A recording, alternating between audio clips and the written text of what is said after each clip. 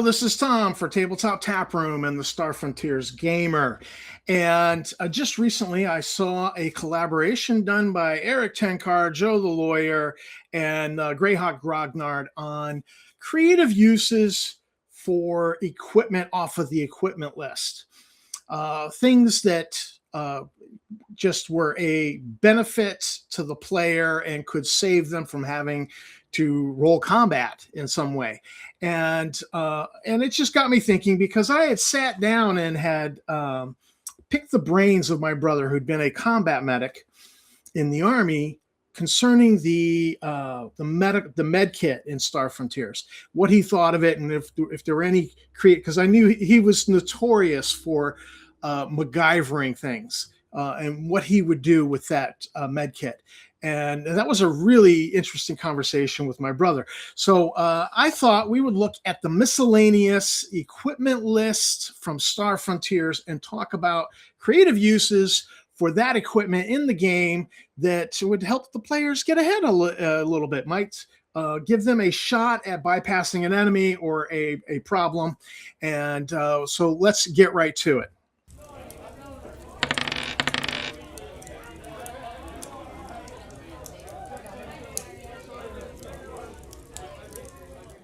All right, thanks for watching the video, and thanks to my subscribers, and don't forget that like, subscribe, and bell icon. Okay, looking at my notes, I've got, I started with the Chronocom, not the all-weather blanket. So we'll get to the all-weather blanket as I scroll down the notes here. But starting with the Chronocom. The Chronocom is I believe it's a 3-kilometer range communication device. But we want to look at some creative uses for the Chronocom. And one that I saw in Burn Notice TV show was that they modified a cell phone and then hid it under the seat of a car so they could just listen in on another cell phone to the bad guy that they were, stalking. So this is certainly as a hidden bug. Literally, all you got to do is call another comm device, put it on mute, so that it's not, put your phone on your Chronocom on mute, so you're not broadcasting over it. But the other one, you got the open line, you hide it within a vehicle, and now you've got a bug, or you can hide it within a desk. The other thing that stands out that a lot of people have heard of is as a remote detonation trigger. Now there are various triggers for explosives in Star Frontiers, but I would judge that a character with demolition skill could hack and rewire a Chronocom and wire it into an explosive so that you could just call it and then it blows the explosive. That is an obvious one. As a homing beacon, you could leave the Chronocom someplace in a vehicle and then use a second Chronocom to track it by signal strength. Now, that might require some modifications of it, but you'll be measuring the signal strength. And so you could use a second two Chronocoms that way as a homing beacon, or the game master might rule that there's an internal signal handshake, or even an app. They don't have apps in Star Frontiers, but they do have something called projects for body comps. And I think the lowest level of projects should be able to be loaded onto a Chronocom, but that might not be your game master's ruling. But certainly there's a possibility of using it as a homing beacon. You could use it as a dead man alarm. Rig the Chronocom so it's connected to a power switch held by a physical object, like a door handle or weight. And if the object is moved, the door handle is open, connection breaks or triggers the transmission, i.e. the call, alerting you that your secured location has been breached. That is important information that for characters in game. Now, there's a possibility of using a communication device by cycling through the frequencies and overloading the transmitter.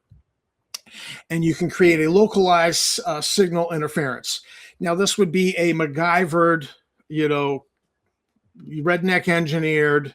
My father liked that phrase, redneck engineered, kit bashed jamming for lower end communications.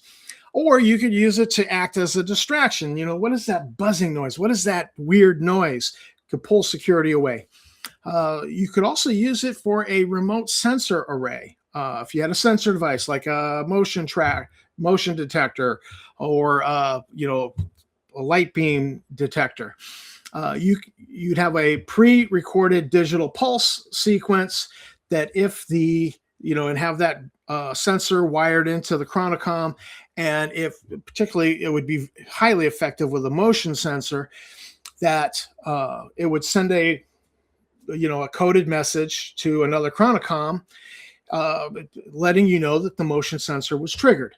That would be something that should be able to be fairly easily kit bashed by either a technician or a character with computer skill with the requisite toolkits. You could also use it to transmit pre-recorded codes, like Morse code. But just in case somebody else has Morse code, you have a handful of dot and dash type codes that you're sending because you're in a situation where you think the enemy is listening. You'd be able to send a code saying, all right, attack in 10 minutes, or, regroup at extraction point, whatever you attach to those codes. That could be a very handy situation, particularly if you really believe that the NPC opposition is listening in. And then automated divert and distract. We already hinted at this with the noise generator, but just leaving a Chronocom in an empty room and connecting it to an external speaker or putting it on speaker. You can call from a remote device and then start pre-recorded sounds, or just be talking and have a conversation going, and the guards hear the conversation in that room.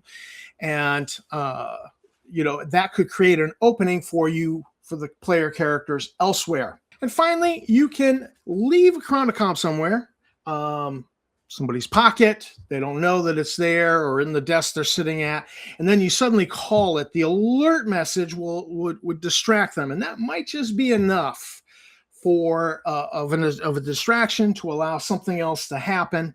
And so some of these items involving a Chronocom would probably involve a skill check, computer skill check, technician skill check, demolition skill check in the case of wiring a Chronocom to be a detonator for explosives. Now, I've reached the point in my notes for all-weather blanket. I don't have 10 uses for that, but there are some very specific uses for it. I mean, obviously, you could use the all-weather blanket for maintaining thermal energy at night in a cold situation, but you can also use it. It's explicitly within the Star Frontiers literature. You can line a pit with it and it'll collect dew. I believe it was a half liter or maybe a liter of dew of water collected through this condensing of dew during the night. So that's important in a survival situation.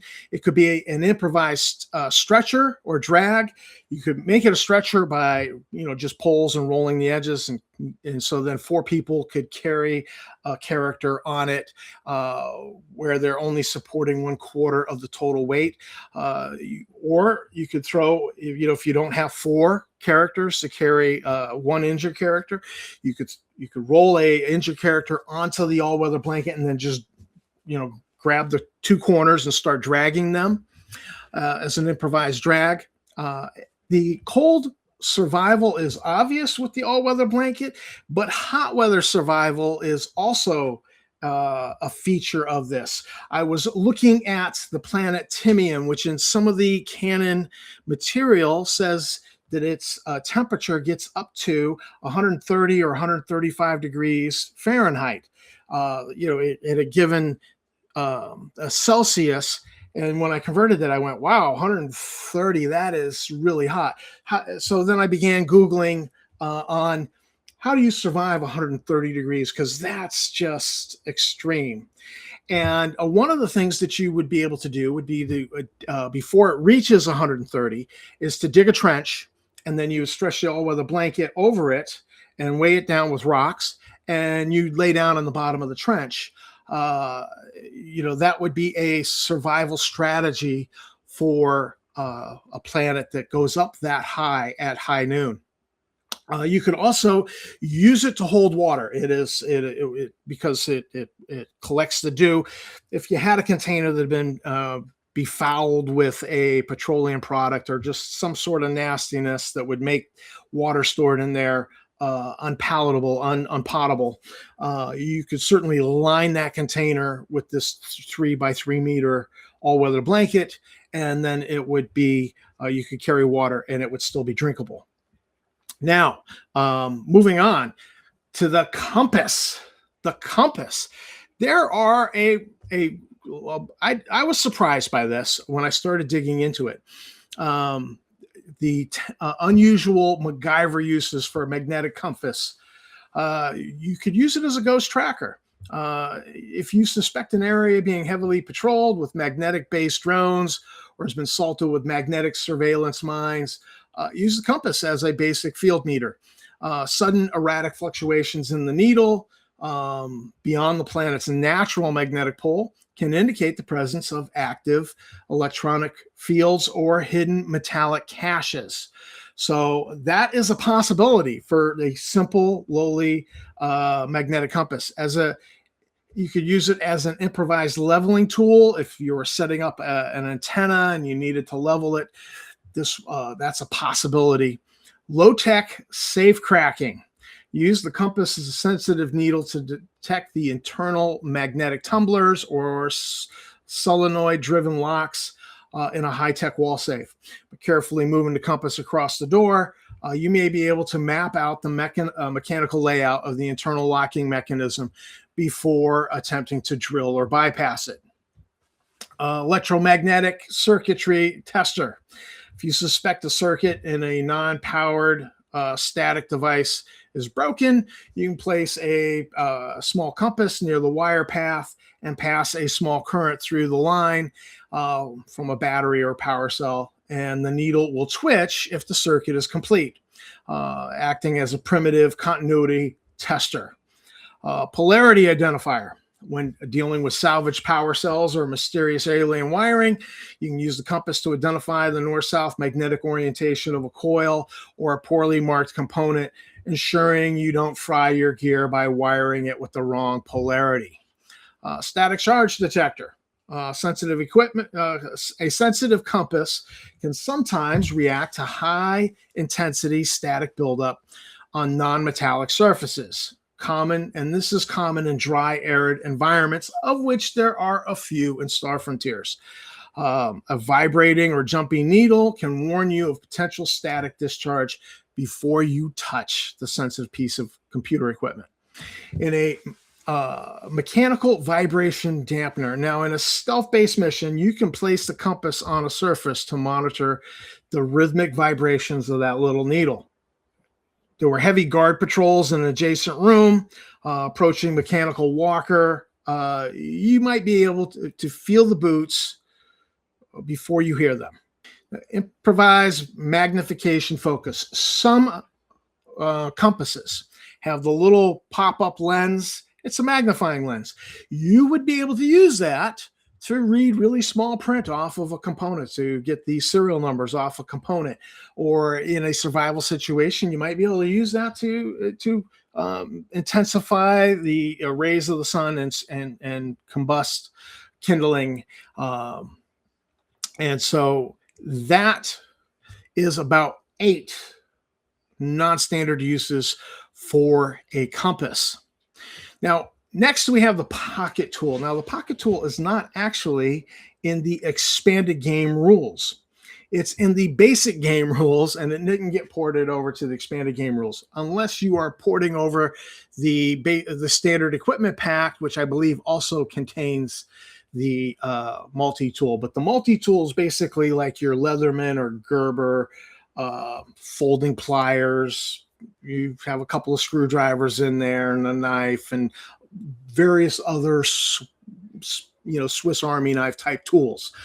Now, so it opens up a lot of possibilities. And one thing I remember from a movie was the movie, I think it was Speed, Sandra Bullock and Keanu Reeves, that when they opened a elevator door and then they jammed their Leatherman or Gerber, whatever it was, into the base of the door to hold the elevator door open so it didn't close on its own. And then they were waiting to do whatever it was they were going to do in the movie. But so that is a possibility, that particularly with automatic doors, if you wanted to jam a door open so that the door could not shut and or be remotely locked, to guarantee your ability to come back through that door on a hurry, that would certainly be a possibility. Also, with the multi-tool, the fact that you have at least a pair of pliers, a couple of screwdriver blades, a knife, you've got enough tools there that a game master should allow you to do some emergency repairs to a vehicle or a piece of equipment, just based off having all of those tools there. That you don't have the full toolkit, but you do have these. He might impose a penalty, minus 10%, but in an emergency situation, you get the character with the highest level of tech skill to do the role. Maybe another character with less tech skill is assisting. So the fact that you've got somebody assisting might give you a plus 10 that overpowers the minus 10 for the fact that you don't have a full tech kit. It's just a multi-tool. So yeah, there's enough to this multi-tool that it just allows you to get away with emergency situation, emergency repairs on something. The Everflame, the AKA cigarette lighter. Problematic to include a cigarette lighter as a piece of equipment in a game for 11, 12-year-olds. Yes, but they called it the Everflame. Is it chemically fueled? It's good for 5 years, according to the description. So does a Bic cigarette lighter last 5 years? I have no idea. But there's a lot that could be done with a Everflame or AKA cigarette lighter creatively. Chemical environment testing. You use the flame to test for the presence of flammable gases in an unknown environment. That obviously bespeaks for caution. If the flame flickers or changes color, green or violet, it can act as a crude diagnostic tool for atmospheric hazards. Emergency thermal welding. Use the heat of the flame combined with a thin piece of metal or solder from another source to perform some very small scale emergency weld on a cracked circuit board or loose wire connection. Heat shrinking tubing. If you're performing field repairs on wiring, use the lighter to shrink wrap protective tubing around your splices, ensuring a clean, insulated, and durable connection. Sterilizing tools. Field surgery sometimes. You got the blade from the multi-tool, and you're gonna attempt some field surgery. Obviously the flame from an Everflame would help with sterilizing field equipment for medical procedures. Distraction and smoke screen. If you have access to combustibles, dry rags, oily plastic, paper, the lighter can be used to set a small controlled fire. The resulting smoke would act as a visual distraction or obscure your movements during a tactical escape. De-icing mechanisms. In colder environments on some frontier worlds, you could use the lighter to gently warm the metal housing of a frozen mechanical lock, or bolt, or latch, allowing you to manipulate it when it would otherwise be stuck. Emergency signaling. In a survival situation at night, lighter's flame is high contrast beacon. You can pulse the light by opening or closing a lid or using a piece of cardstock to block the flame, uh, just to signal distant allies, particularly using Morse code would be appropriate.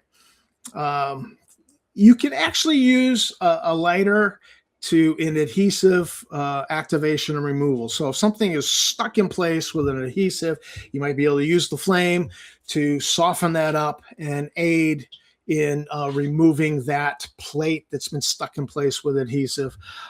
As an improvised light source, when your flashlight dies or breaks, you got your Everflame, and it's good for 5 years. So always going to be a good improvised light source.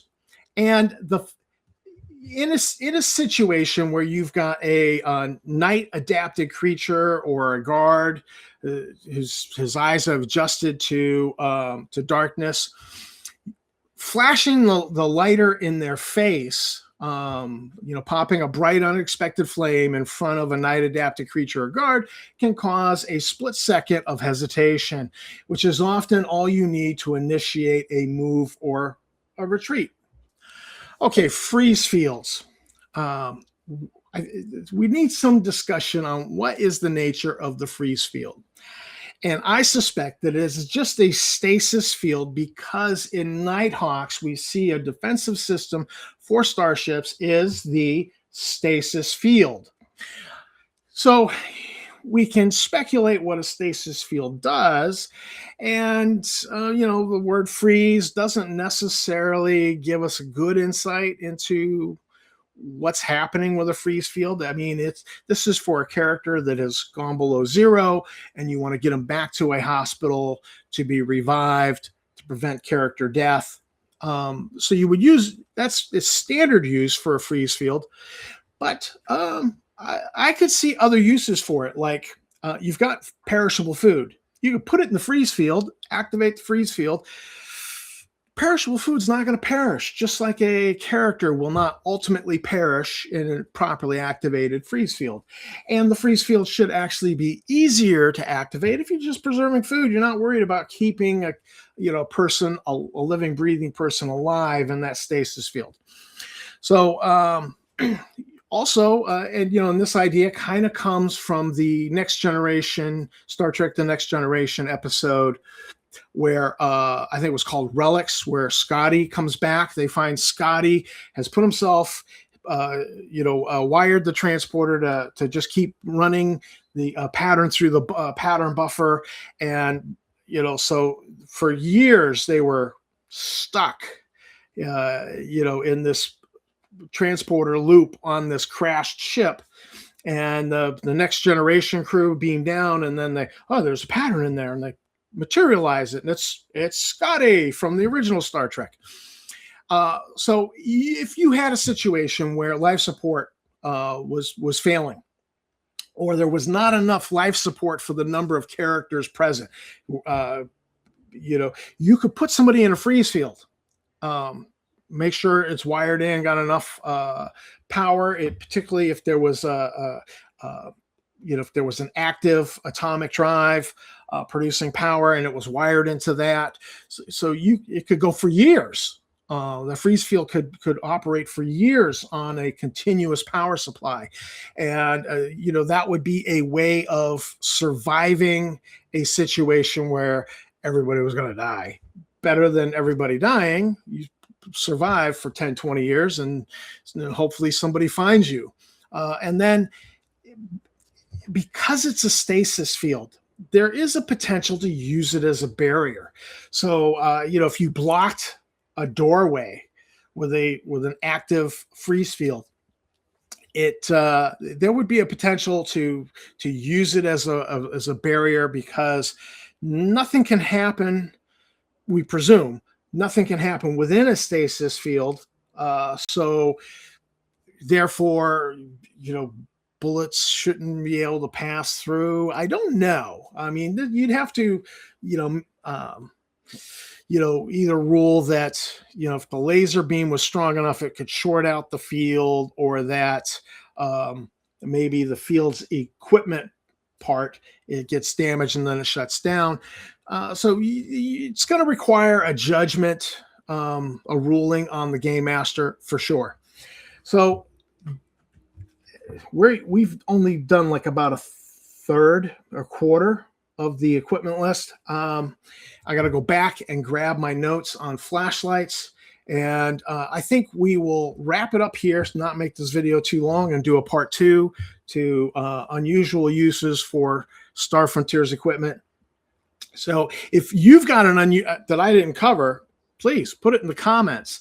And I will see you next time with part 2 of unusual and creative uses of Star Frontiers equipment in-game for your player character. This is Tom from Tabletop Taproom. Again, thanks for watching the video. Don't forget that like, subscribe, bell icon, and I will see you at the gaming table.